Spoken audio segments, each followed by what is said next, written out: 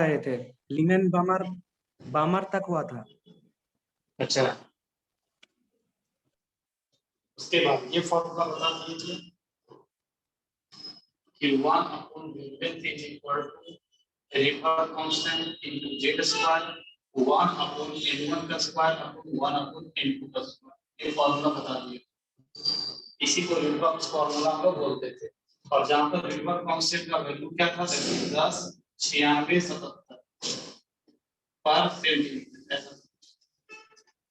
और अगर इसको ऐसे भी लिखे थे दैट इज ये 1.0। सर आपका आवाज घर घर कर रहा है, क्या आवाज नहीं फ्रेश सर, नहीं आ रहा है। आपका सर आवाज क्लियर है। तो आप फिर से बच्चे फिर से जिनको आवाज नहीं आ रहा उसको फिर से एक बार ज्वाइन करें। एक बार ना जिनको आवाज नहीं आ रहा है उनको फिर से एक बार ज्वाइन करें। इसको 109677 into 10 raise to the power 10 raise to the power देखो 5 5 पर सेंटीमीटर। और इसको अप्रोक्सीमेटली ये भी बोले थे 10⁵ पर सेंटीमीटर। क्वेश्चंस लिखिए, क्वेश्चंस लिखिए।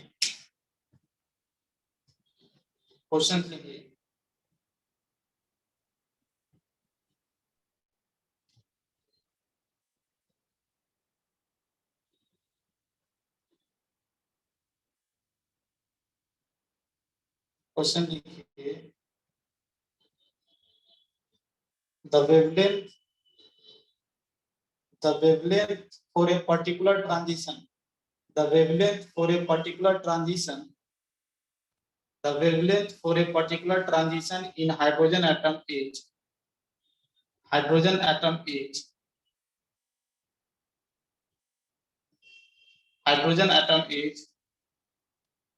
90 nanometer, 90 nanometer। एक बार फिर से बताइए।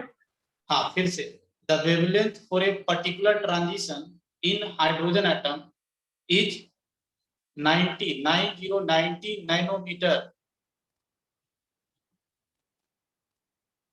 full stop। Calculate the wavelength for He plus ions, calculate the wavelength for He plus ions for same transition, calculate the wavelength for He plus ion for same transition।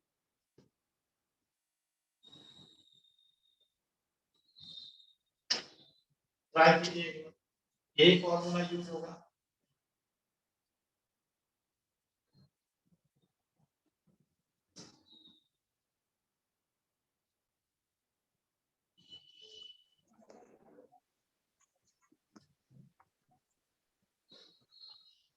Sir और एक बार बोलिए। कितना और questions बोलूं, फिर से बोल रहा हूँ, फिर से सुनिए question.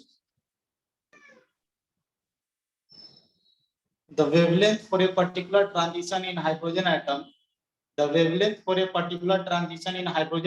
is 90 nanometer, 90 nanometer, full stop। Calculate the wavelength for He plus ion, calculate the wavelength for He plus ion for same transition।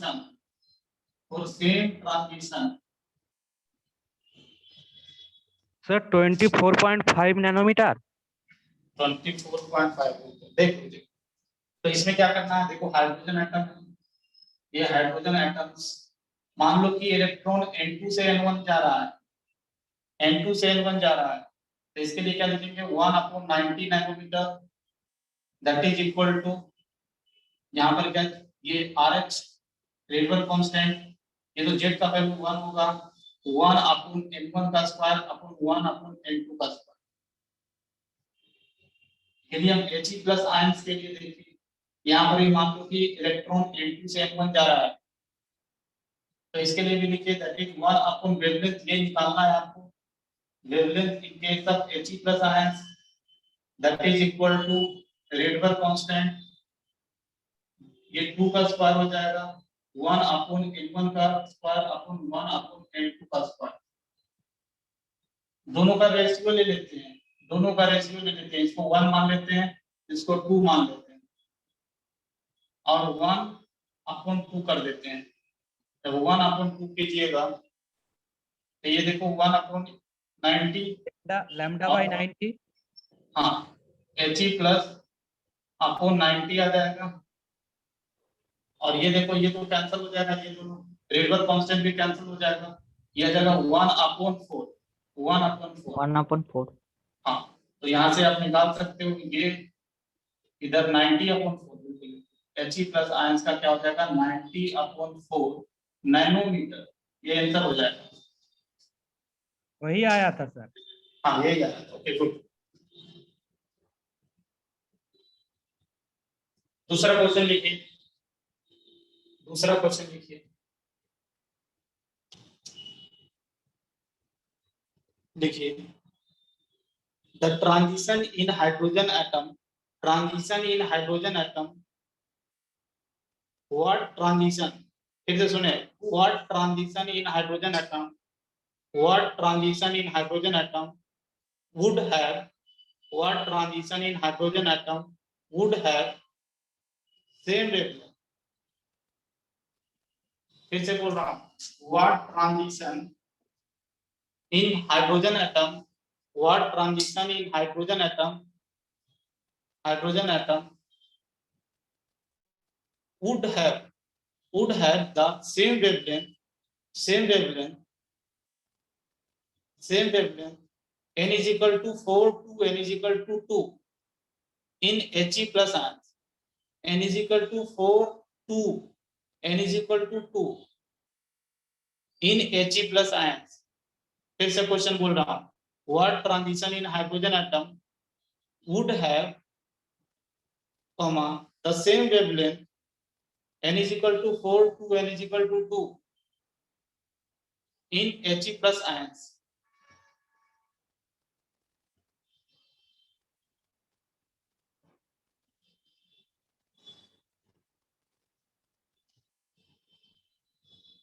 Try कीजिए।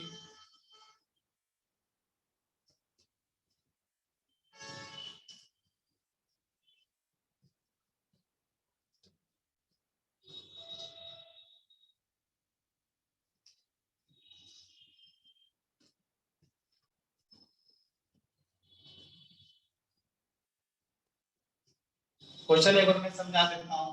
देखो ये हाइड्रोजन एटम और ये है आपका He plus ions, He plus ions. अगर इसमें बोल रहा है कि दोनों का वेवलेंथ सेम है, दोनों का वेवलेंथ सेम है और इलेक्ट्रॉन इसमें कहां से कहां गिर रहा है, दैट इज 4 से 2 पर गिर रहा है। तो हाइड्रोजन में इलेक्ट्रॉन्स कहां से कहां गिर रहा है ताकि दोनों का वेवलेंथ सेम आ जाए, ये क्वेश्चन है। हाइड्रोजन में एटम्स को, इलेक्ट्रॉन्स को कहां से कहां गिराया जाए so that wavelength is same in both the case.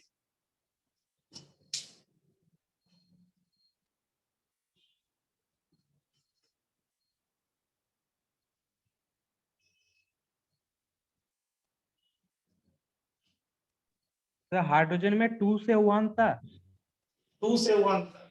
Hydrogen में क्या है 2 से 1 पर गिराएंगे तभी दोनों का वेवलेंथ सेम होगा। बिल्कुल बिल्कुल सही आ रहा है। जैसे मान लीजिए कि हाइड्रोजन में N2 से N1 में गिराया गया तब जाकर दोनों का वेवलेंथ सेम आया। इसके लिए रेडबर्ग फार्मूला लिखिए 1 upon wavelength that is equal to Rydberg constant 1 का स्क्वायर 1 अपॉन N1 का स्क्वायर अपॉन 1 अपॉन N2 का स्क्वायर। इसके लिए भी लिखें that is 1 upon He plus that is equal to Rydberg into 4 1 upon N1 4 minus 1 upon 16। ये इसको 1 मान ले, इसको 2 मान ले, दोनों का वेवलेंथ सेम है, ये दोनों कैंसिल हो जाएगा और लिख सकते हैं दैट इज इक्वल टू, देखो रेडबर्ग कांस्टेंट, ये भी रेडबर्ग कांस्टेंट से कैंसिल हो जाएगा। ये लिख सकता हूं 1 अपॉन N1 का स्क्वायर अपॉन 1 अपॉन N2 का square that is equal to, उधर हो जाएगा क्या 4, 1/4 माइनस 1/16। ये 4 को अंदर भेज दीजिए, 4 को अंदर भेज देंगे तो 1/1 का स्क्वायर हो जाएगा, और ये क्या, ये 4 1/2 का स्क्वायर हो जाएगा। कंपेयर करने से पता लगता है कि ये तभी पॉसिबल है जब आप n1 का वैल्यू 1 लीजिएगा और n2 का वैल्यू 2 लीजिएगा, तभी ये पॉसिबल है। मतलब इलेक्ट्रॉन का ट्रांजिशन कहां से कहां हुआ है, 2 से 1 हुआ है। इलेक्ट्रॉन का ट्रांजिशन 2 से 1 हुआ है, तभी दोनों का वेवलेंथ दोनों केस में सेम आएगा।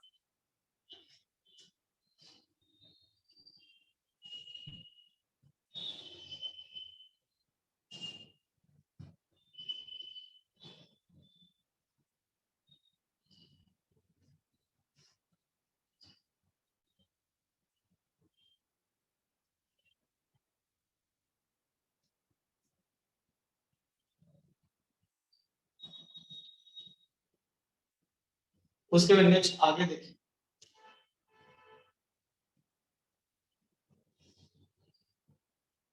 Calculation of number of spectral line, calculations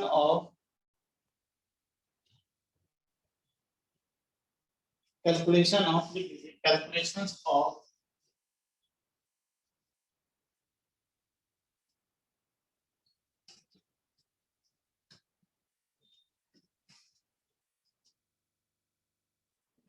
calculation of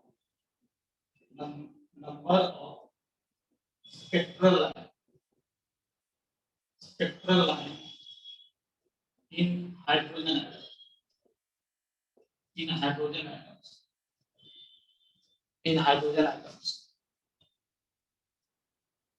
तो इसके लिए एक फॉर्मूला ध्यान रखिएगा, अगर आपको नंबर ऑफ स्पेक्ट्रल लाइन निकालना है, इसका एक सिंपल सा फॉर्मूला होता है, n2 n1 प्लस 1 बाय 2। ये फॉर्मूला को ध्यान रखना है। जैसे क्वेश्चन समझिए, इनको थ्योरेटिकल तरीका से बताने की कोशिश कर रहा हूँ। अगर मान लो कि इलेक्ट्रॉन n = 4 से n = 1 में n2 माइनस n1 के बाद क्या लिखा है सर उसके चमक बाद रहा क्या है। लिखा, सर वो लाइट चमक पड़ रहा है। यहाँ दिखाई नहीं दे रहा है। हाँ हाँ हाँ हाँ सर, वही वहाँ है। पे। फिर ब्रैकेट में n2 हाँ sir. Minus n1 plus 1 by 2। Number of spectral line is equal to n2 minus n1 plus 1 by 2। हाँ सर, ठीक है। चलो अभी यहाँ पर देखिए, अभी मान लो कि इलेक्ट्रॉन 4 से n = 4 से n = 1 में ट्रांजिट कर रहा है, गिर रहा है। आपको पता है कि हर एक ट्रांजिशन के करस्पॉन्डिंग आपको क्या होगा, एक वेवलेंथ दिखाई देगा, एक लाइन दिखाई देगा। जब इलेक्ट्रॉन ऊपर से नीचे गिरेगा ना, तो क्या होगा, कुछ लाइन आपको अपीयर्स होगा, दिखाई देगा। तो यहाँ पर n = मान लो कि n = 4 से n = 1 में इलेक्ट्रॉन्स गिर रहा है, तो कितना स्पेक्ट्रल लाइन आपको दिखाई देगा। कैसे निकालेंगे, यहाँ पर देखिए, ये बीच में n = 3 है, यहाँ पर n = 2 भी है। तो ऐसा हो सकता है ये इलेक्ट्रॉन 4 से गिरे और कहां जाए, 3 पर जाए। जब यहाँ पर ऐसा होगा तो क्या होगा, आपको एक लाइन दिखाई देगा, यहाँ पर एक फोटोन बाहर निकलेगा और उसी करस्पॉन्डिंग आपको लाइन दिखाई देगा। ये भी हो सकता है कि इलेक्ट्रॉन 4 से 2 पर जाए और ये 4 से 1 पर जाए, मतलब 4 से 3 पर जाए, 4 से 2 पर जाए और 4 से 1 पर जाए। ये 3 लाइन दिखाई दिया जब 4 से ऊपर नीचे गिरा। तो ये भी हो सकता है 3 से, एक इलेक्ट्रॉन 3 पर है और 3 से क्या करे, 3 से ये 2 पर जाए और ये 3 से ये 1 पर जाए, मतलब यहाँ 3 से 2 पर जाए या 3 पर से 1 जाए। मतलब ऐसा देखो, जब 4 से 3 पर गिरेगा तो आपको एक लाइन दिखाई देगा, एक ब्राइट लाइन दिखाई देगा। 4 से 2 पर भी गिरेगा तो एक ब्राइट लाइन दिखाई देगा। 4 से 1 पर गिरेगा तो एक ब्राइट लाइन दिखाई देगा। इसी तरह 3 से 2 पर और 3 से 1 पर। अब यहाँ पर देखो, ये भी हो सकता है, मान लो कि कोई इलेक्ट्रॉन n = 2 पर है, तो n = 1 पर गिरेगा तो भी आपको एक लाइन दिखाई देगा। तो 2 से 1 टोटल कितना लाइन दिखाई देगा? टोटल आपको 6 6 स्पेक्ट्रल लाइन दिखाई देगा, 6 लाइन दिखाई देगा टोटल। अगर कोई इलेक्ट्रॉन n इक्वल टू 4 से n इक्वल टू 1 पर गिर रहा है तो टोटल 4 पॉसिबल लाइन आपको दिखाई देगा। तो अब इसको फॉर्मूला, ये तो थियोरेटिकल तरीका हो गया निकाला। अब अगर हम फॉर्मूला से कैलकुलेट करें तो कैसे कैलकुलेट करेंगे? देखो, number of spectral line that is equal to n2 का वैल्यू 4 मान लीजिए और n1 का वैल्यू 1 मान लीजिए, तो क्या हो जाएगा? 4 minus 3 plus 1 by 2, it will also come 6। ये 4 minus 1 होगा, 4 minus 1 होगा। देखो अभी भी क्या आएगा? वो 6 आएगा। तो इस तरीका से हम कैलकुलेट कर सकते हैं कितना स्पेक्ट्रल लाइन आपको मिलेगा अगर कोई ट्रांजिशन हो रहा है तो।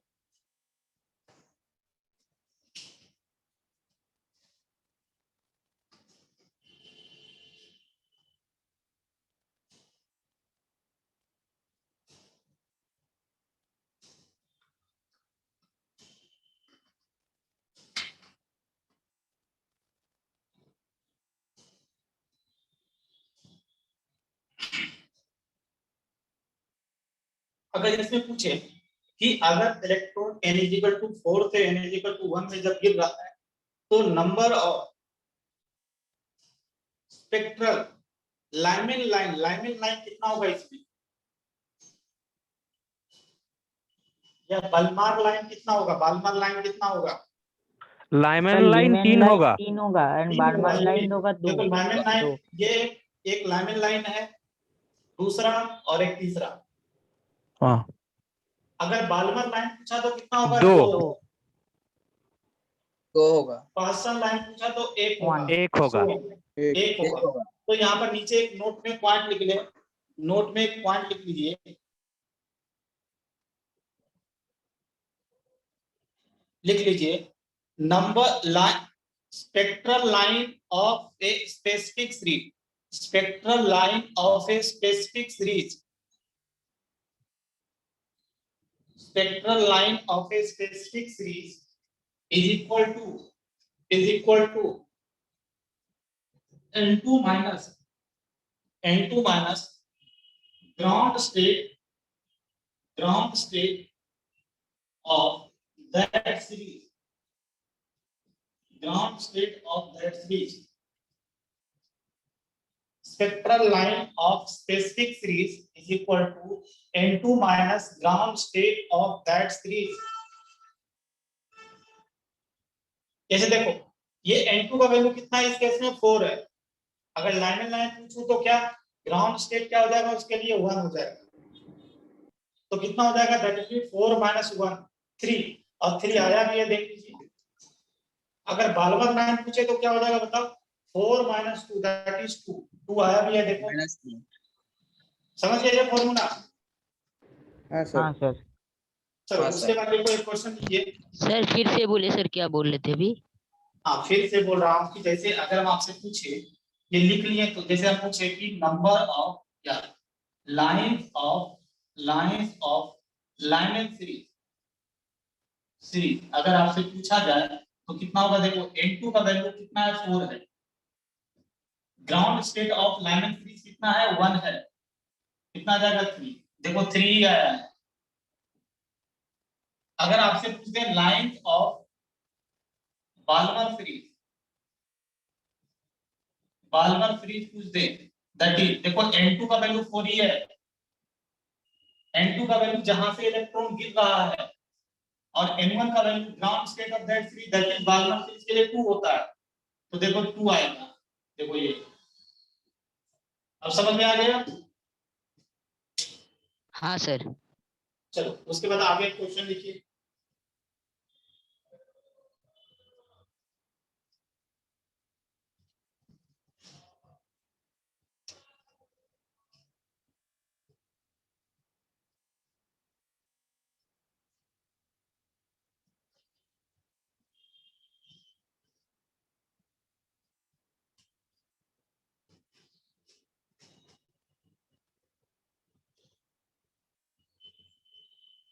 क्वेश्चन लिखा जाए, देखिए the ratio of radii, the ratio of radii, the ratio of radii of two shell ratio of radii of two cell in a hydrogen atom,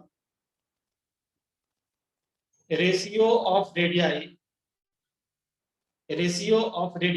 of two cell in hydrogen atom is 25:4, is 25:4, 25:4. Full stop. Calculate the maximum number of फिर से बोलिए sir. spectral line. Calculate the hello, maximum number of spectral line emitted. Calculate the maximum number of spectral line emitted, comma, when electron transit between these levels, when electron transit between these levels, when electron transit between these levels. बताएं, देखो ratio of radii of hydrogen atom जो कि 25:4 दिया हुआ है। Hydrogen atom में दो cell का, दो ऑर्बिट का जो रेशियो दिया है वो 25:4 दिया हुआ है। तो अभी बोल रहा है कि नंबर ऑफ स्पेक्ट्रल लाइन बताना है कि जब इलेक्ट्रॉन आपका N2 से N1 ट्रांजिशन होगा तब।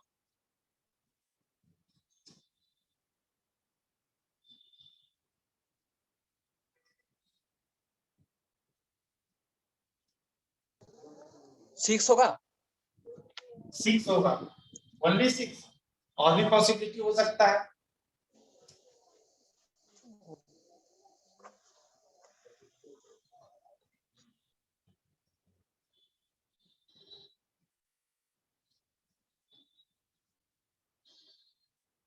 देखो हम क्या जानते थे, पहले आपको बताया गया था radius is directly proportional to n square upon z होता है। जेड हाइड्रोजन एटम है तो जेड की बात ही नहीं, जेड तो 1 ही होगा।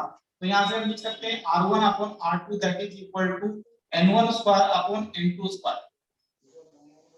यहाँ से मैं निकाल सकता हूँ n1 अपॉन n2 का वैल्यू जो होगा रूट ओवर 25/4 दैट इज 5/2, 5/2। तो देखो इन दोनों n1 दोनों सेल का जो रेशियो होना चाहिए 5:2 आना चाहिए। तो ऐसा हो सकता है, मान लो कि इलेक्ट्रॉन 5 से 2 पर गिरा तो नंबर ऑफ स्पेक्ट्रल लाइन कितना निकालेगा, कितना होगा 5 माइनस, ऐसे निकालेगा ना 5 माइनस 2, 5 माइनस 2 प्लस 1 5 कितना आएगा बताओ, 6 होगा, 3 और ये कितना जाएगा दैट इज 4/2, 6 आ जाएगा। ऐसा भी तो हो सकता है, ये दोनों रेशियो 5:2 आना चाहिए। तो ऐसा कर सकता हूँ 10 से 4 पर गिरा दूं, अभी भी तो 5/2 ही होगा रेशियो। तो इस केस में लाइन क्या होगा बताओ, इस केस में लाइन कितना होगा, ये देख लो, ये 6 इंटू 6 प्लस 7/2 21।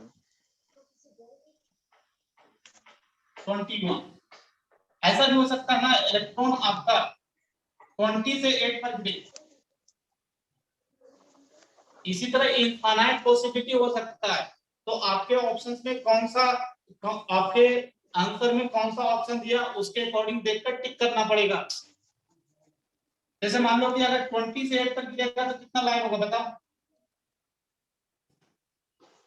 78, 12, ये 12 इंटू 13/2 कितना हो जाएगा 78 65, हाँ 78, 78। इसी तरह बहुत तरह पॉसिबिलिटी हो सकता है।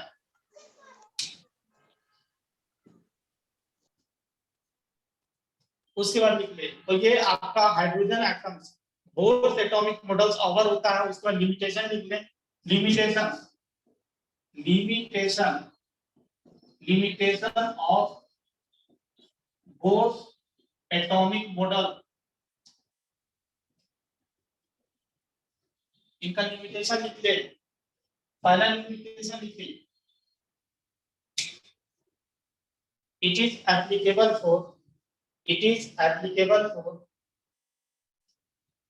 single electron species. It is applicable for single electron species. ये सिंगल इलेक्ट्रॉन स्पीसीज के लिए ही एप्लीकेबल है। It is applicable for single electron species. It is applicable for single electron species.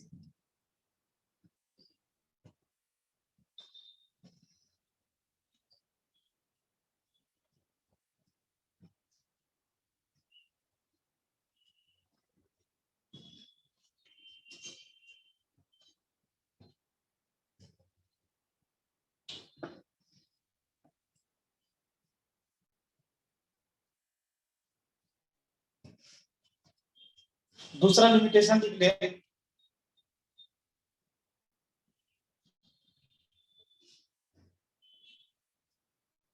ले, it could not explain the splitting of line. It could not explain the splitting of spectral line. It could not explain the splitting of spectral line into more final line. Sir फिर से बोलिए sir, फिर से। हाँ, फिर से बोल रहा हूँ। It could not explain the splitting of spectral line into more final line,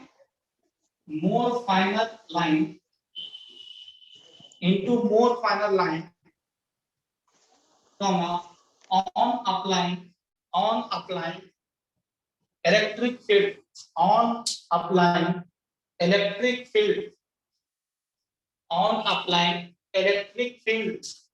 bracket में लिख लीजिएगा स्टार इफेक्ट, इसको बोलते हैं star effect. On applying electric field और मैग्नेटिक फील्ड के ब्रैकेट में लिख लीजिएगा, उसको जीमैन इफेक्ट बोलते हैं। Zeeman effect.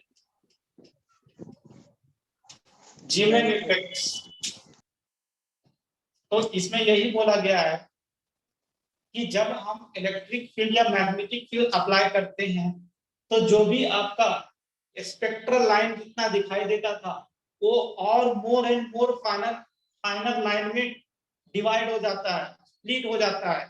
तो इसका भी रीजंस ये बोर्स एटॉमिक मॉडल्स नहीं दे पाया। तो ये दोनों लिमिटेशन, एक और लिमिटेशन लिखिए,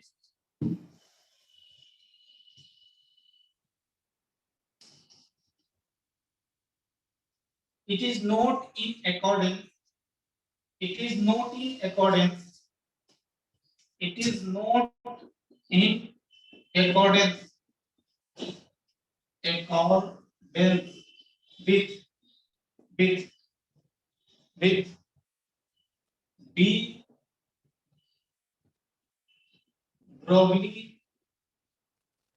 de Broglie concept and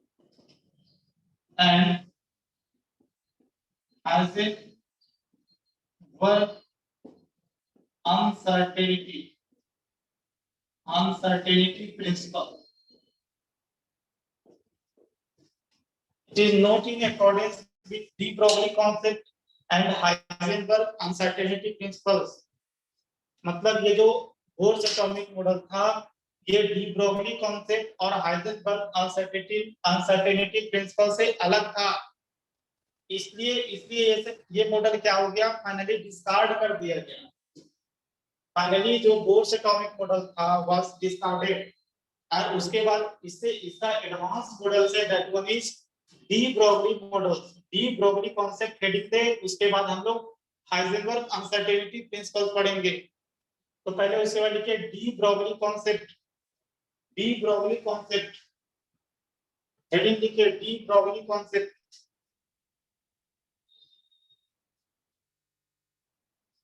D Broglie concept, तो इसमें लिखते सबसे पहले de Broglie concept, de Broglie concept लिख ले। It is based on dual nature of light, nature of light। dual nature of light करने का मतलब आपको पता है कि लाइट का दो नेचर होता है, पार्टिकल नेचर और दूसरा कौन सा नेचर होता है, वेव नेचर। वेव नेचर होता है। तो it is based on dual nature of light. दूसरा, ये जो डी ब्रोगली कॉन्सेप्ट होता है, it is applicable for it is applicable for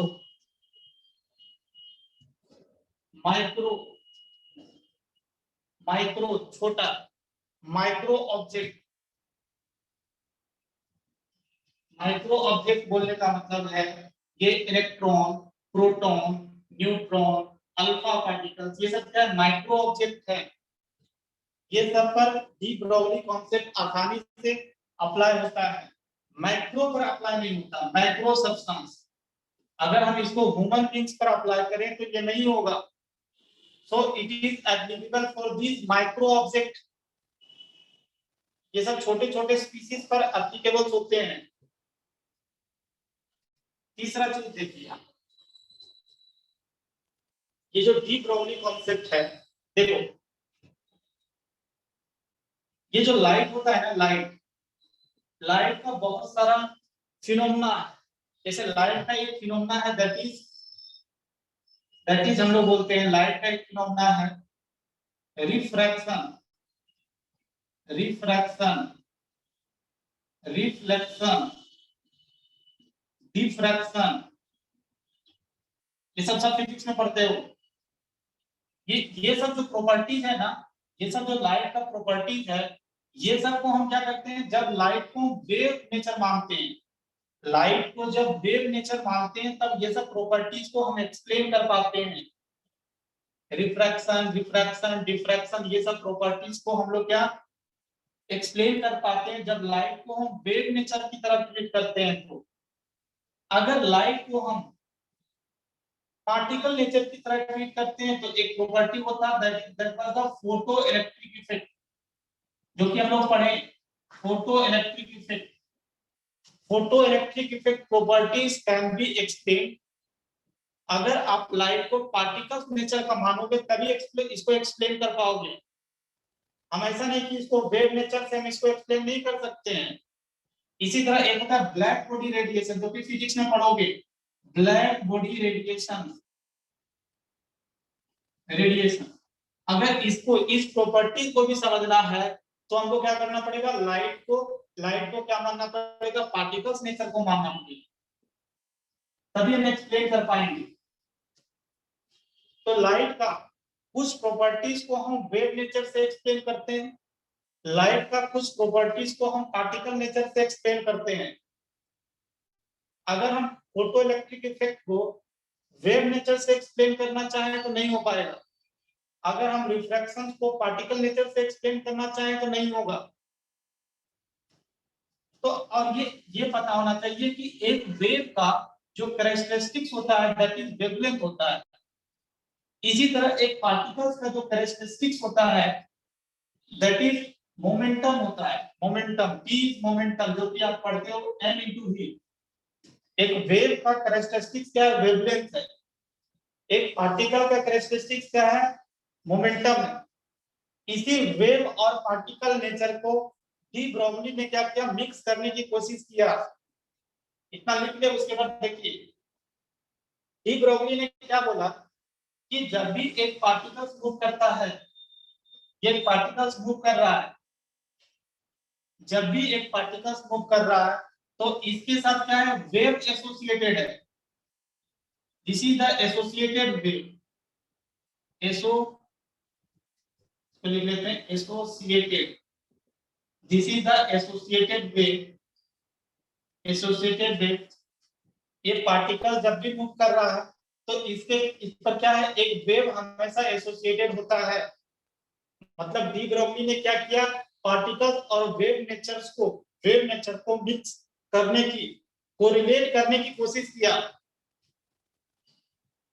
देखो तो और फिर फाइनली क्या दिया उन्होंने, रिलेशन दिया। क्या रिलेशन दिया, ये जो आपका वेवलेंथ होगा, ये डी ब्रोगली वेवलेंथ इसको बोलते हैं, de Broglie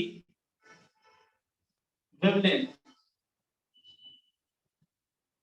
de Broglie wavelength is inversely proportional to momentum. ये फाइनली ये एक्सप्रेशन दिया है। ये वेवलेंथ अलग है, जो हम बोर्ड से टॉपिक मॉडल्स में वेवलेंथ कब आता था, वेवलेंथ का एक्सप्रेशन कब आता था। आपको पता है कि जब कोई इलेक्ट्रॉन ऊपर से नीचे आता था तो क्या बोलते थे, एक फोटोन एमिट करता है और उसका कुछ ना कुछ वेवलेंथ होता था। बट यहाँ पर वेवलेंथ क्या है, जब एक कोई पार्टिकल्स मूव कर रहा है तो उसके क्या है, उससे एक वेव एसोसिएटेड है, तो उसका वेवलेंथ की बात हो रही है। ये जो एसोसिएटेड वेव है ना, इसकी वेवलेंथ की बात हो रही है। ये क्या है, this wavelength is what, wavelength associated with this moving particles, and this wavelength is what, when electron transits from different levels they emit photons, and that photons is having certain wavelength। ये इतना समझ में आ रहा है, बताओ। हाँ sir. हाँ sir. चलो उसके बाद आगे देखिए।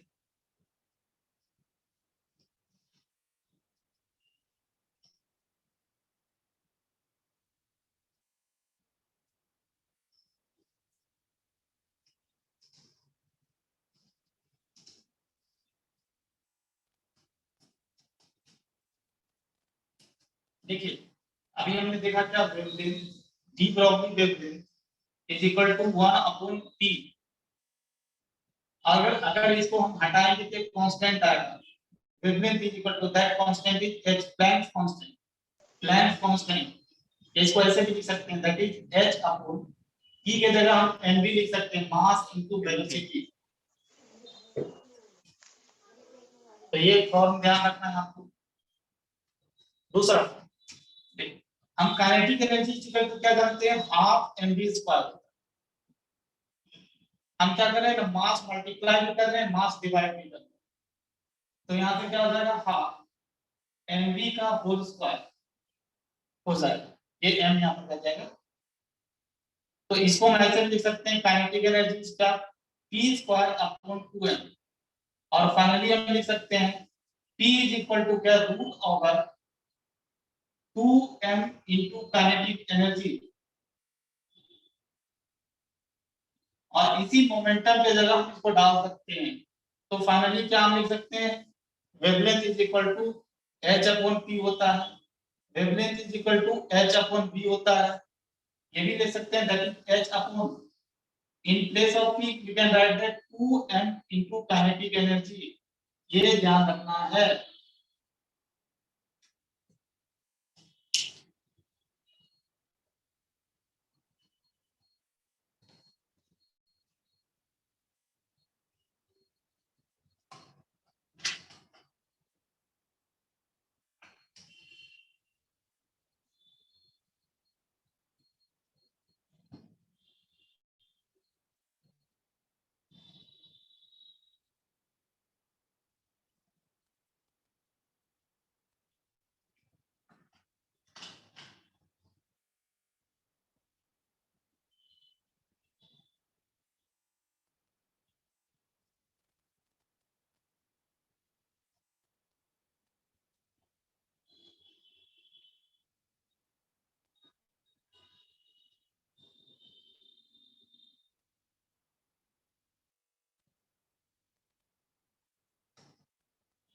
तो लिख लिए होंगे।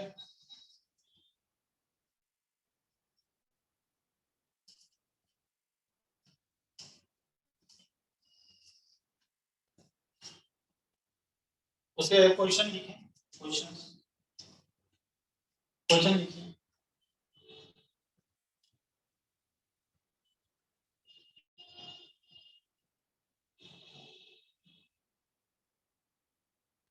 लिखिए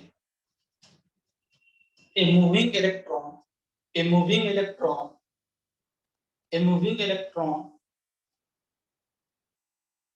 has kinetic energy has kinetic energy a moving electron has kinetic energy equal to a moving electron has kinetic energy equal to 5 into 10 raised to minus 25 5 into 10 raised to minus 25 joule. Calculate its de Broglie wavelength. Calculate its de Broglie wavelength. de Broglie wavelength निकालना है.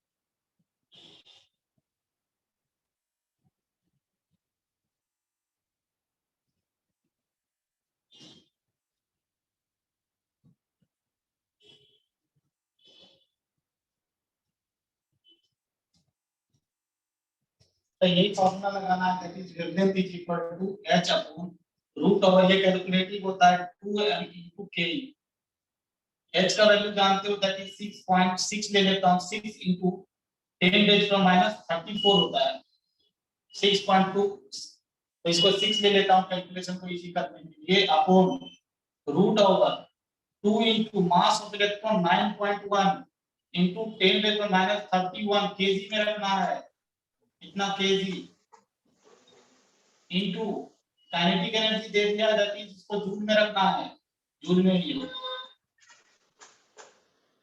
Calculate करके बताइए कितना आता है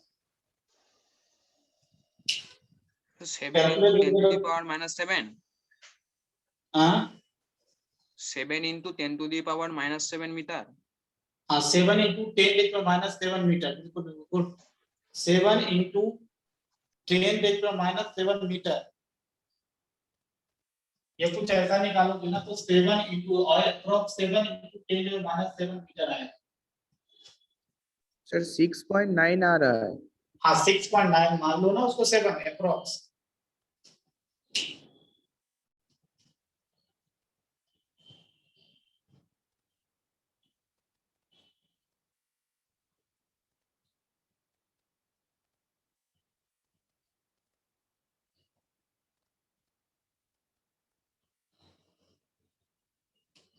question लिखिए दूसरा question लिखिए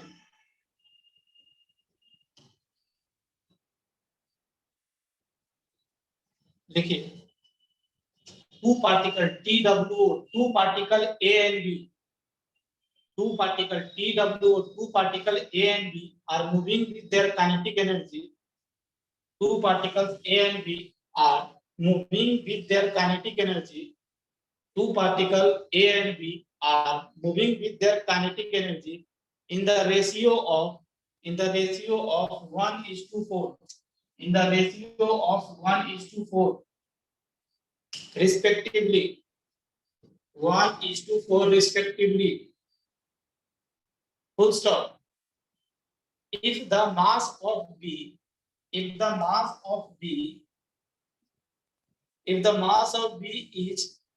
1/10 times 1/8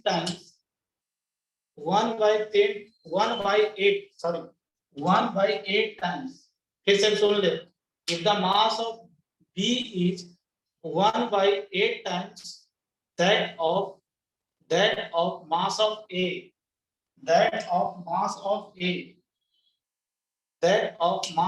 A full stop calculate the ratio of their de Broglie wavelength calculate the ratio of their de Broglie wavelength calculate the ratio of their de Broglie wavelength calculate the ratio of their de Broglie wavelength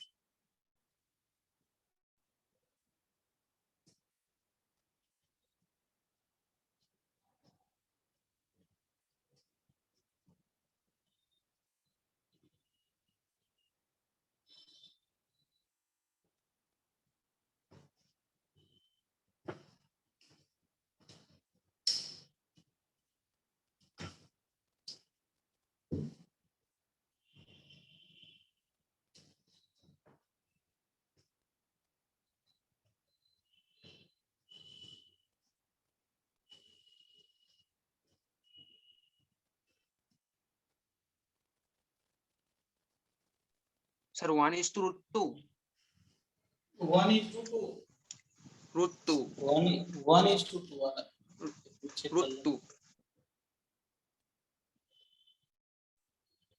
1:2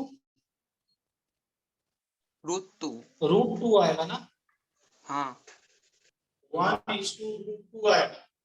1:√2 sir. कुछ नहीं था question में, देखिए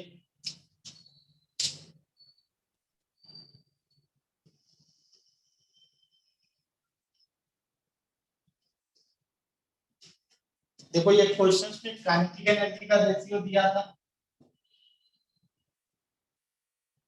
kinetic energy of A upon kinetic energy B that is 1:4 दिया था, और दूसरा ये दिया था mass of B is equal to mass of A upon A, ये दोनों रिलेशन दिया था। तो हम लोग जानते थे wavelength of A upon wavelength of 2 का जो रेशियो होगा दैट इज रूट ऑफ उल्टा हो जाएगा, क्या हम फॉर्मूला जानते हैं, that is h upon root over 2mke। तो ये क्या उल्टा हो जाएगा, ऊपर क्या होगा देखो, ऊपर 2 मास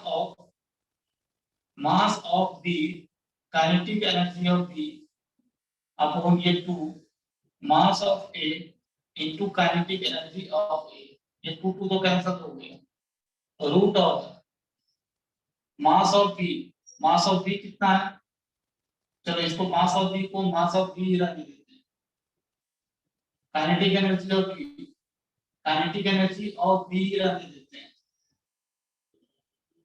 अपॉन मास ऑफ ए को हम 8 मास ऑफ बी लिख सकते हैं, काइनेटिक एनर्जी ऑफ ए को हम लिख सकते हैं that is kinetic energy of B, ऊपर 4 चला जाएगा, ये देखो ये सब कैंसिल हो रहा है, ये देखो 2 आ जाएगा, ये आ गया 1/2, ये आंसर हो जाएगा।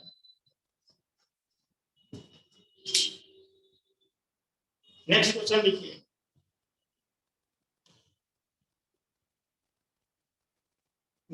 लिखिए, the kinetic energy of electron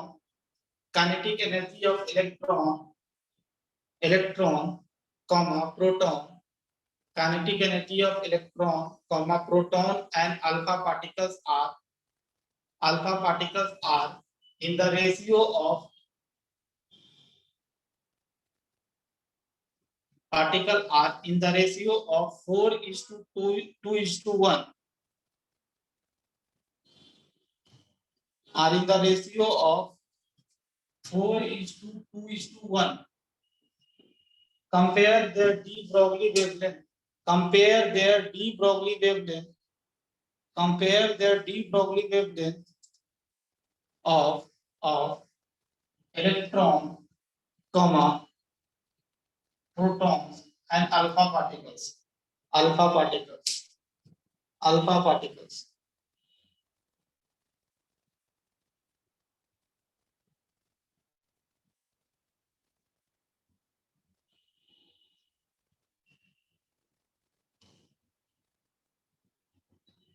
ये तीनों का आपका रिलेशन बताना है, किसका ज्यादा होगा डी ब्रॉगली वेवलेंथ, किसका कम होगा, वैल्यू नहीं पूछा है आपको, ओनली कोरिलेट करके बताना है किसका ज्यादा किसका कम होगा।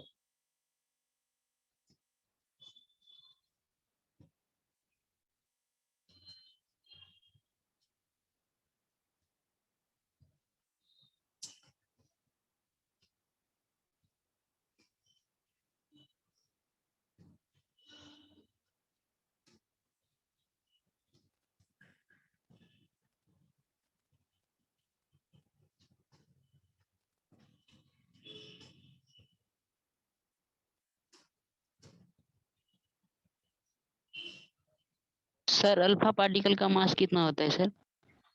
अल्फा पार्टिकल का मास जो होता है ना, अल्फा पार्टिकल का mass of alpha particle is 4 into mass of proton. अगर पूछेगा मास ऑफ प्रोटॉन क्या होता है, तो मास ऑफ प्रोटॉन जानता होगा कि 1.67 इनटू 10⁻24 केजी। अब ये पूछेगा कि मास ऑफ इलेक्ट्रॉन कितना होता है, तो 9.1 into 10 raised to minus 31 kg। ये मास ऑफ अल्फा पार्टिकल भी बता दिया, that is 4 into mass of proton. चलो ये सब डाटा ध्यान रखो, अब कंपेयर करके बताऊंगा।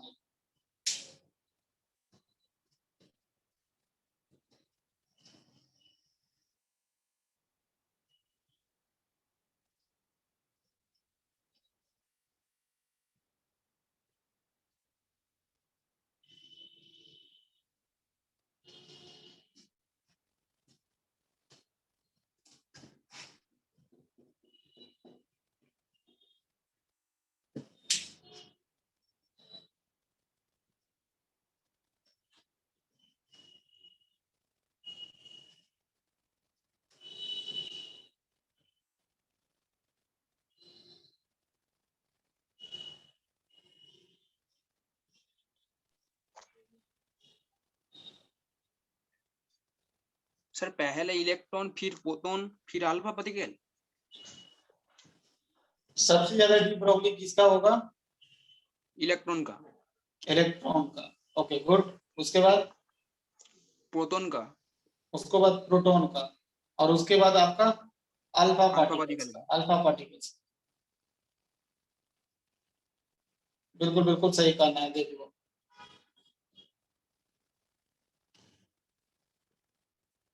जिनसे नहीं हुआ देखिए, हम काइनेटिक एनर्जी का रेशियो दे दिया। काइनेटिक एनर्जी ये है इलेक्ट्रॉन, ये है प्रोटॉन और ये है अल्फा पार्टिकल। काइनेटिक एनर्जी बोल दिया इसका 4:2:1 है, ऐसा बोला है। मास देख लेते हैं।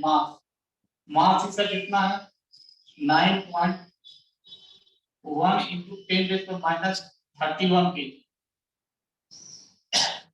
इसका मास देख लीजिए 1.67 into 10⁻²4। इसका मास कितना होता है? 4 into 1.67 into 10⁻²4। तो ये दोनों का प्रोडक्ट देखो। क्यों प्रोडक्ट निकाल रहे थे? क्योंकि हम जानते हैं जो वेवलेंथ है that is equal to h/√2m into k। तो मेनली जो वेवलेंथ है मास और काइनेटिक एनर्जी पर डिपेंड कर रहा है। ये जो वेवलेंथ है that is inversely proportional to product of mass into kinetic energy. अगर ये मास और काइनेटिक एनर्जी जिसका ज्यादा होगा उसका वेवलेंथ कम होगा, अगर ये जिसका ज्यादा होगा उसका कम होगा। तो ये प्रोडक्ट देखो, ये दोनों को मल्टीप्लाई करो, लगभग अप्रोक्स नहीं बताना है, लगभग देखो बताओ। सबसे कम तो ये देखने में लग रहा है कि सबसे कम यही होगा। ये दोनों का प्रोडक्ट निकालोगे ना तो सबसे कम यही होगा, 31 ऑर्डर का है और ये सब 24 ऑर्डर का है, तो सबसे कम यही होगा। तो इसका अल्फा ये जो वेवलेंथ है सबसे ज्यादा होगा। फिर इन दोनों में कौन ज्यादा है? इन दोनों में ये कम है, ये कम है, इसलिए इसका वैल्यू ज्यादा होगा। और फिर फाइनली क्या है आपका? That is alpha particle. यही रिलेशन पूछा था आपसे।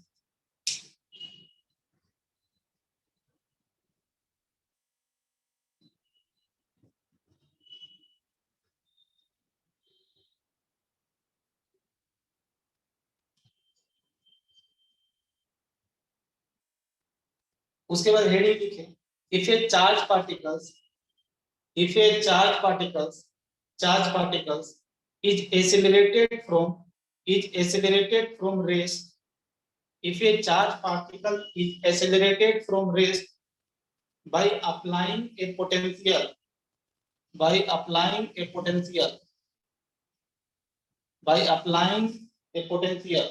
सर फिर से if a charge particle is accelerated from rest, if a charge particle is accelerated from rest by applying a potential, if a charge particle is accelerated from rest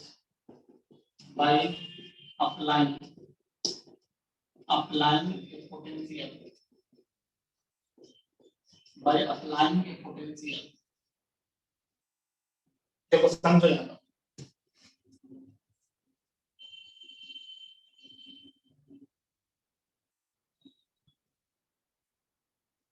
एक potential apply कर रहे हैं, battery लगा दीजिए। Battery लगाने से क्या होगा, यहाँ पर प्लस चार्ज हो जाएगा, यहाँ पर माइनस चार्ज हो जाएगा। मतलब इसमें क्या होगा, इसके बीच पोटेंशियल डेवलप हो, पोटेंशियल डिफरेंस डेवलप हो जाएगा। तो अगर मैं एक चार्ज पार्टिकल, ये चार्ज पार्टिकल्स, ये मान लो चार्ज पार्टिकल्स कोई है, पहले रेस्ट पर था, रेस्ट पर था। फिर जब हम पोटेंशियल अप्लाई करेंगे, मतलब जब रेस्ट पर था तो मैं ऐसे बोल सकती हूँ, ये जो चार्ज पार्टिकल इनिशियली क्या था, इनिशियली काइनेटिक एनर्जी इस चार्ज पार्टिकल का 0 था। चार्ज पार्टिकल्स, ये क्यू चार्ज है, ये 0 था, 0 था। जब हम पोटेंशियल अप्लाई किए, बैटरी अप्लाई कर दिए, तो क्या हो गया, पोटेंशियल डेवलप हो गया, और ये क्या होगा, काइनेटिक एनर्जी मैक्सिमम से भागेगा, इसका मैक्सिमम हो जाएगा कुछ पोटेंशियल अप्लाई करने के बाद।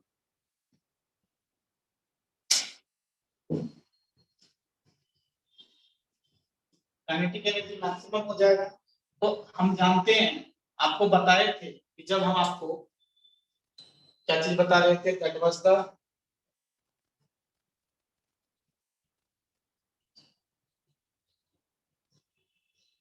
इसके पहले कहीं ना कहीं बताए थे आपको, that is the change in क्या, work energy theorem, that is change in kinetic change in kinetic energy is equal to work done by this battery।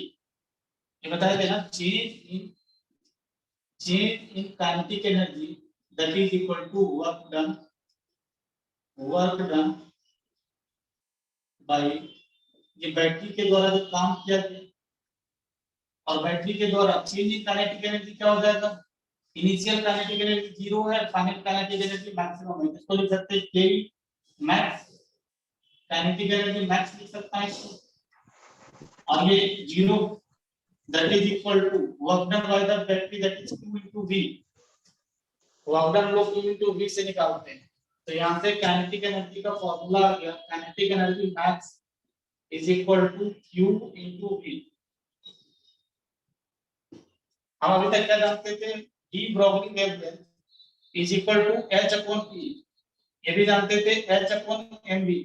उसके बाद काइनेटिक एनर्जी में के टर्म्स में सीखा, that is 2m into K। फिर उसके बाद सीखा that is H upon root over 2m, और काइनेटिक एनर्जी की जगह हम क्या लिख दूंगा, Q into V। ये V क्या है, अप्लाइड वोल्टेज है,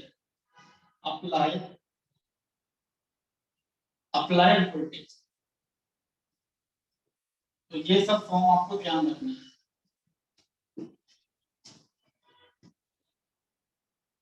सर हाँ, एच का वैल्यू पर हमेशा सर 6 गुने 10 टू द पावर -6 होता है। H का वैल्यू, हाँ हाँ सर, हाँ 6.6 होता है ना, तो कैलकुलेशंस में इजी करने के लिए 6 ले लेते हैं कभी कभी। अभी यहाँ पर देखो, ये सब लिखे हैं यहाँ पर।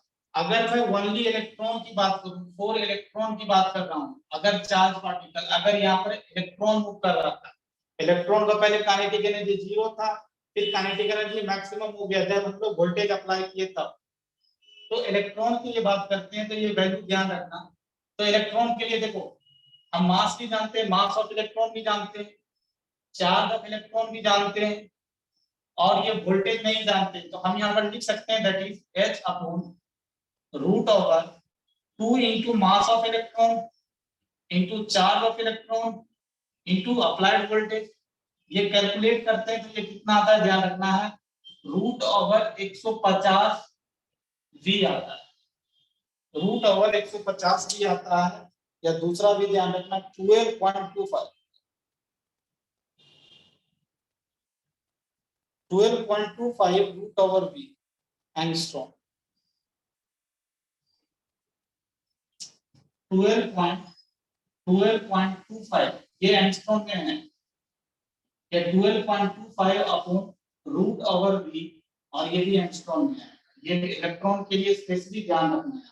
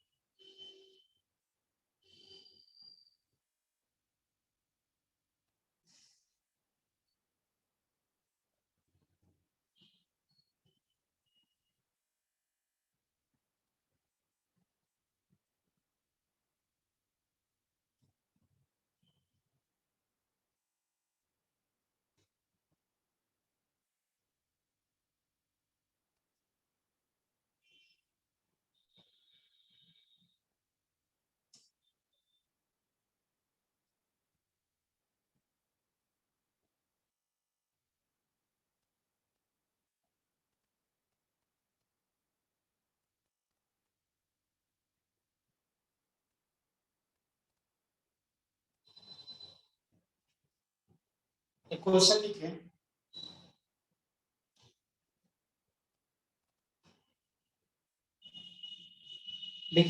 calculate the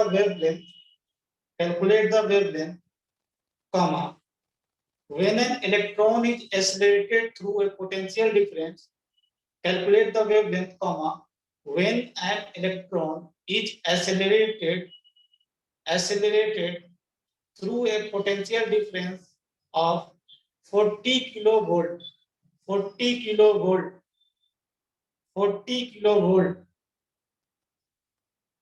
Full stop. Also calculate the potential applied.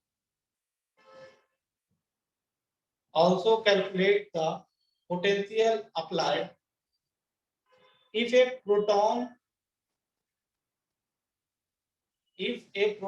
to have same wavelength,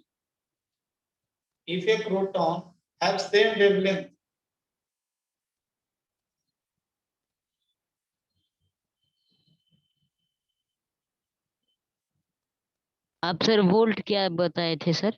40 फिर से क्वेश्चन सुन लीजिए। Calculate the wavelength, comma, when an electron is accelerated through a potential difference of 40 kilovolt,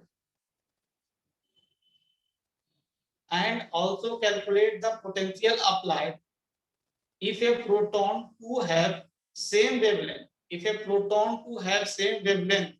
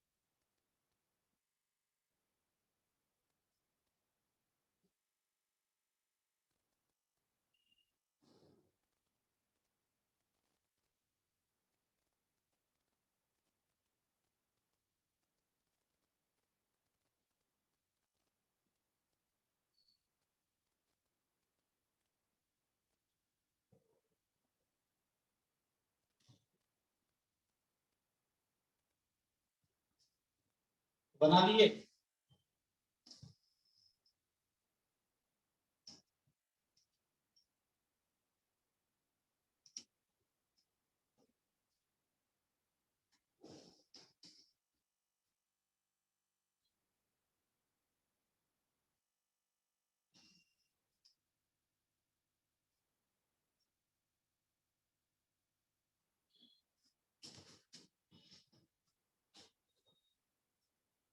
सबसे पहले निकाल लो। पहला पार्ट क्वेश्चंस का है, that is D Broglie wavelength of electron निकालना है। दैट इज क्या फार्मूला बताया था, डायरेक्ट 150 अपॉन अप्लाइड वोल्टेज, और ये एंगस्ट्रॉम में आएगा 150। कितना वोल्टेज अप्लाई किया बताओ? 40 किलोवोल्ट। 40 किलो वोल्ट अप्लाई किया है, तो ये जो निकाल लेना ये एक्सपोनेंशियल हो जाएगा। सर वो तो 12.25 भी निकाल के कर सकते हैं ना। रुक जाइए, ये कितना हो जाएगा 15 और ये इसको 1.5 कर देता हूं, 1.5 10 into 10 raised to the power -2।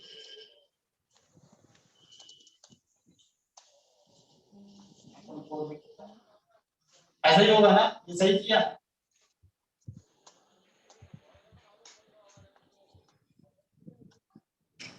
दस मल्टीप्लाई 10 डिवाइड 10 कैंसिल हो गया, एक जीरो ऊपर चला गया, एक जीरो ऊपर 15।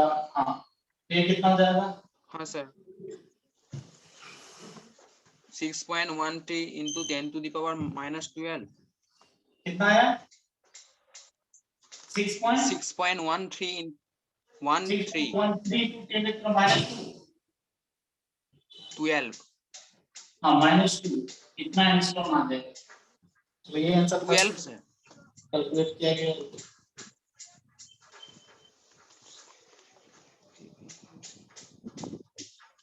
आंसर तो नहीं लिखा हुआ। आगे क्वेश्चंस में, आगे क्वेश्चन का सेकंड बिट कर रहा है कि अगर आप वेवलेंथ ऑफ सर सर वो आपने रूट करके किया, वो तो अगर 12.25 करते तो इतना फ्रैक्शन नहीं आता ना। क्या करते तो 12.25 बाई रूट ओवर भी।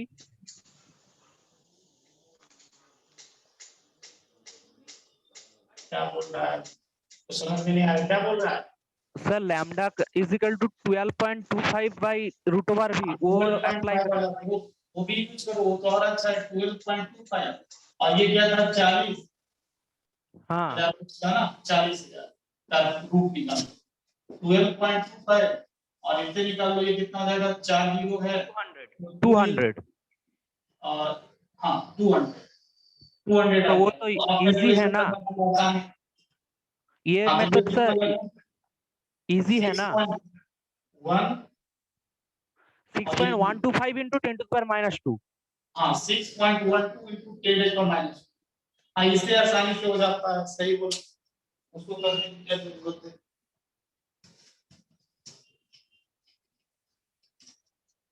दोनों ही तो सर एक ही है।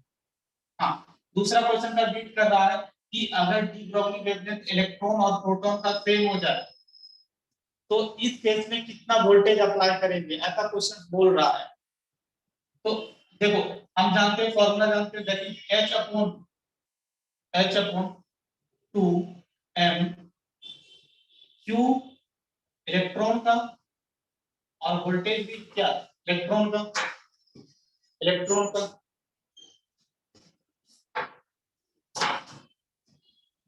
That is equal to H/√, ये मास भी इलेक्ट्रॉन का, mass of protons, Q of protons, और ये भी अप्लाइड वोल्टेज भी प्रोटॉन्स का। देखो हम जानते हैं कि चार्ज इलेक्ट्रॉन प्रोटॉन का सेम होता है, तो कैंसिल हो गया, ये कैंसिल हो जाएगा, H भी कैंसिल हो जाएगा, ये रूट भी कैंसिल हो जाएगा, ये 2 भी कैंसिल हो जाएगा।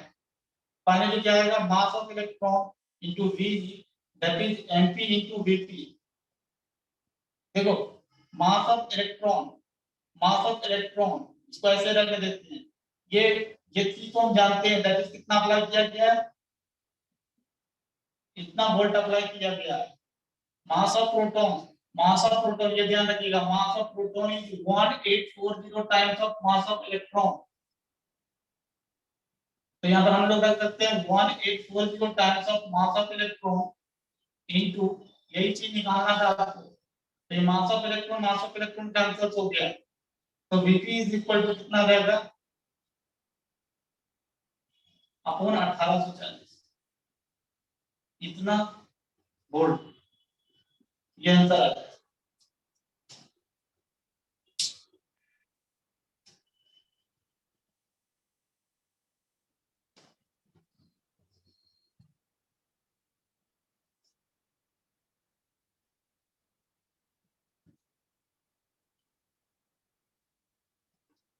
उसके बाद नेक्स्ट हेडिंग लिखिए, नेक्स्ट हेडिंग लिखिए, that is association of de Broglie wavelength, association of de Broglie concept with Bohr's models, with Bohr's models, with Bohr's model, association of de Broglie concept, association of de Broglie concept, association of de Broglie concept with Bohr's model,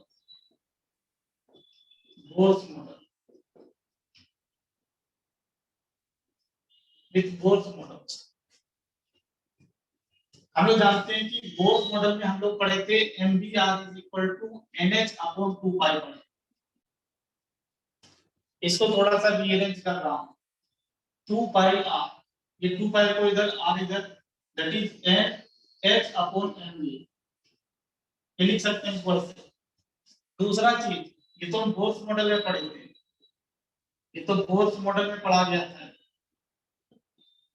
दूसरा चीज, अगर मैं D Broglie concept के according देखूं, de Broglie के according देखूं तो क्या सीखा, वेवलेंथ इज इक्वल टू क्या, H अपॉन MV।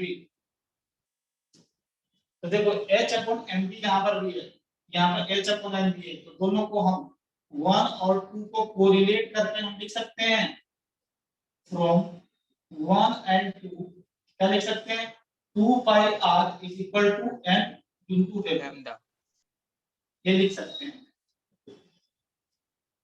यहाँ पर ये ध्यान रखिएगा, एक ये n क्या है, अगर मैं डी ब्रॉगली के, अगर मैं बोर्स मॉडल के अकॉर्डिंग सोचूं तो n is the n represent क्या, नंबर ऑफ सेल, ये नंबर ऑफ सेल को रिप्रेजेंट करता है। अगर मैं डी ब्रॉगली के अकॉर्डिंग देखूं तो n क्या था, n क्या था, हम लोग बोलेंगे कि उस सेल में कितना वेव बनाया था, ये n क्या था, number of wave in that cell.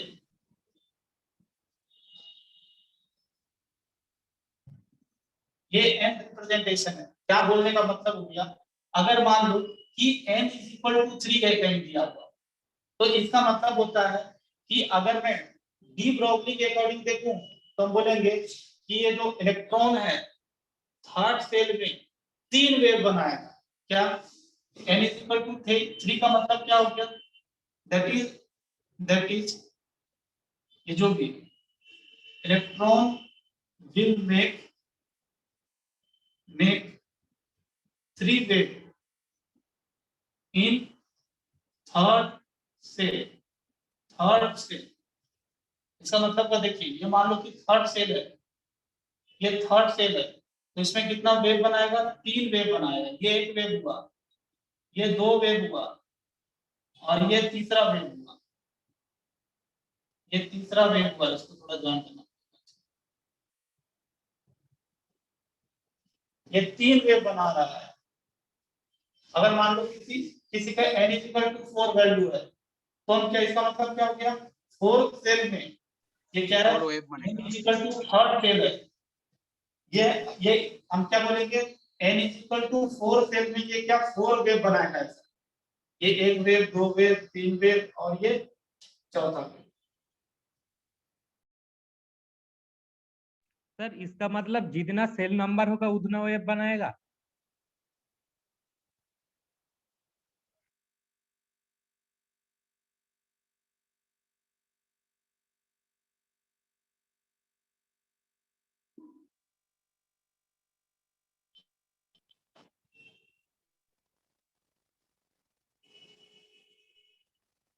Sir हाँ इसका मतलब जितना सेल नंबर होगा उतना वेव बनाएगा। हाँ बिल्कुल बिल्कुल बिल्कुल, कि जितना सेल नंबर होगा उतना वेव बनाएगा। अगर फिफ्थ सेल में है तो 5 वेव बनाएगा, n = 10 सेल में तो 10 वेव बनाएगा।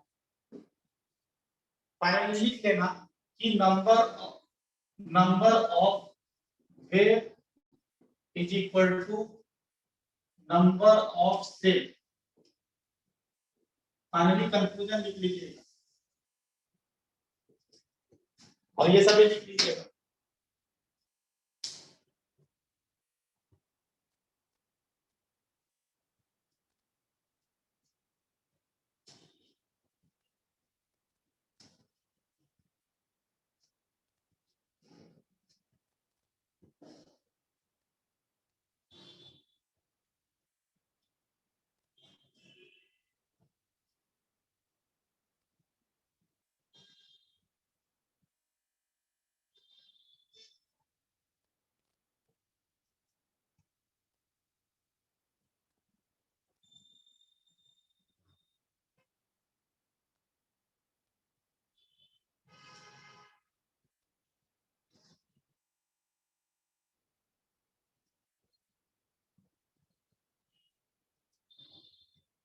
उसके बाद क्वेश्चन लिखे, क्वेश्चन लिखे।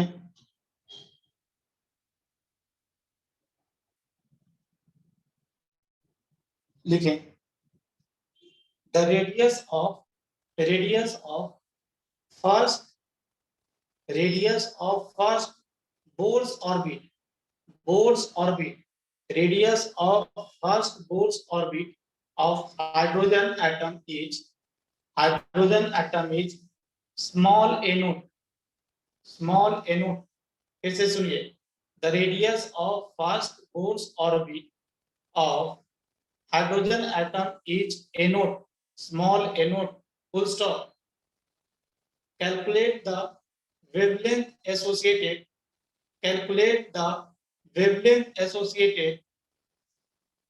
with moving electron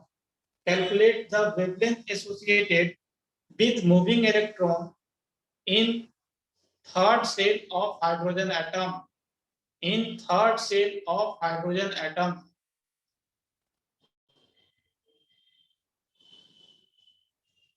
फिर से क्वेश्चन सुन ले। The radius of first Bohr's orbit of hydrogen atom is a naught। Calculate the wavelength associated with moving electron in third cell of hydrogen atom।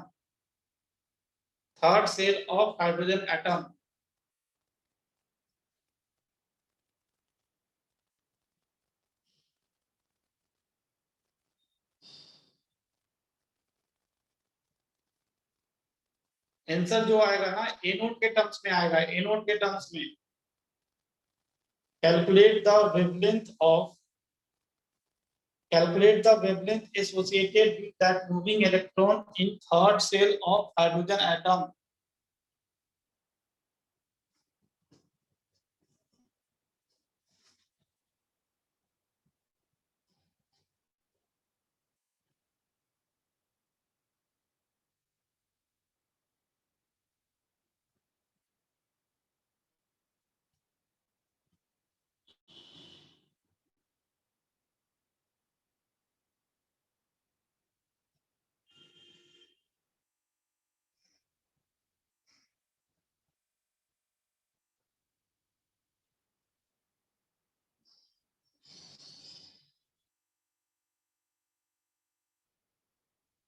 सबसे पहले आप ये ट्राई करें, R3 का वैल्यू निकाले in terms of A note.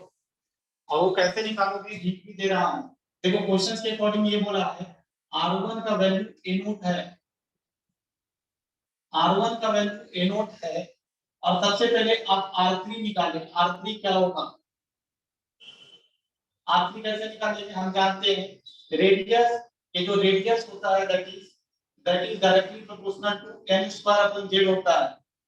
तो z तो same है, हाइड्रोजन एटम है, तो हम R1 upon R3 equal to बोल सकते हैं दैट इज n1 स्क्वायर, ये 1 का स्क्वायर अपॉन R3 3 का स्क्वायर मतलब 9। यहां से क्या जाएगा, R3 का वैल्यू क्या जाएगा दैट इज 9R1, या हम बोल सकते हैं 9NO। इतना काम कर लिया।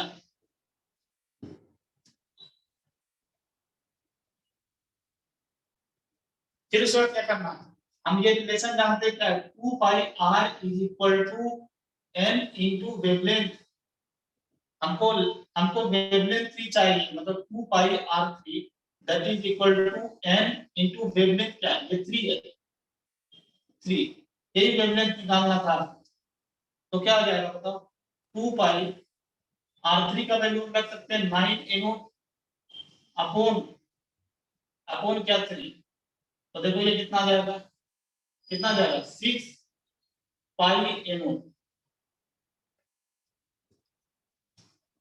6 पाई NO।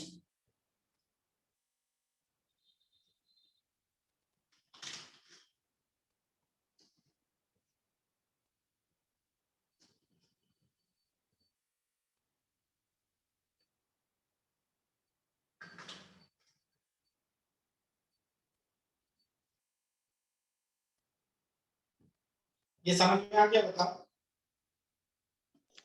हाँ सर। आ गया। तो चलो ये फाइनल आंसर इसका होगा 6 पाई NO। उसके बाद हम इसको अगले क्लास में कंटिन्यू करते हैं।